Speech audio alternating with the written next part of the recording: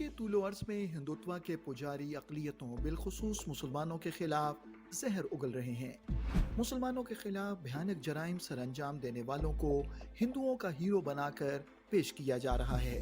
भारतीय रियासत गुजरात में नरेंद्र मोदी की सरपरस्ती में 2002 में होने वाले मुसलमानों के कत्लेआम के दौरान बिल्किस बानो नामी मुसलमान खातून की इज्तमाई आबरूरेजी और इसके खानदान के कत्ल में मुलव्वस अफराद की रिहाई भी इसी मुनज़्ज़म मुहिम का हिस्सा है।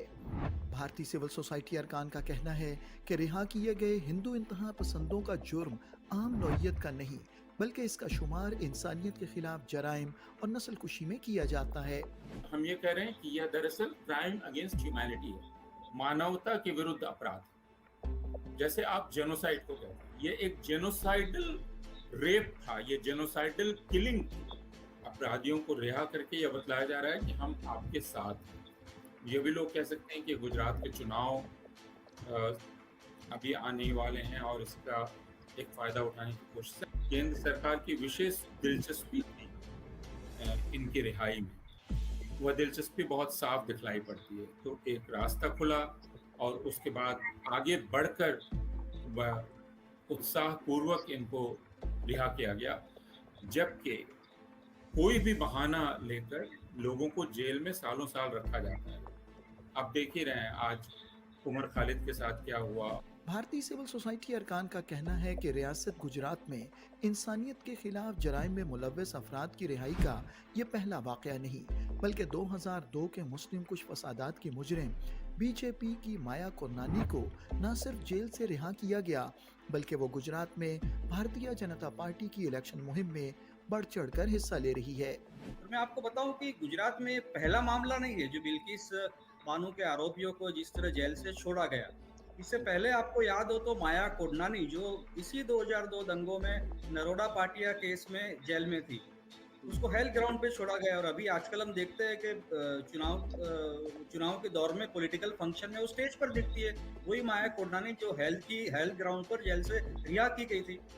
गुजरात के फेक एनकाउंटर के केस आप याद कीजिए, उसमें बंजारा हो या और जो आईपीएस अफसर हो जिन्होंने जेल में बंद थे, वो भी आज बाहर दिख रहे हैं। तो गुजरात में ये पहली बार नहीं हो रहा है। सबसे पहले तो जिस तरह से इन लोगों को छोड़ा गया और गुजरात चुनाव जब सर पे तब छोड़ा गया, तो इसमें कोई शक नहीं है कि फिर एक बार कम्युनल इश्यूज को खड़ा कर एक पोलराइजेशन का माहौल गुजरात में फिर एक बार 20 साल बाद भी 2002 में जो हुआ उसके ठीक 20 साल बाद 2022 में अभी भी वही 2002 के दंगों के मुद्दों को जिंदा कर चुनाव जीतने की कोशिश हो रही है। इसमें मेरे मन में कोई शक नहीं। इंसानी हुकूक की कारकुन कविता कृष्णन का कहना है कि हिंदुत्व हुकूमत गुजरात के वोटर्स को याद दिला रही है कि 2002 में नरेंद्र मोदी की क़यादत में मुसलमानों का कत्लेआम किया गया और आज भी हुकूमत नरेंद्र मोदी ही की है।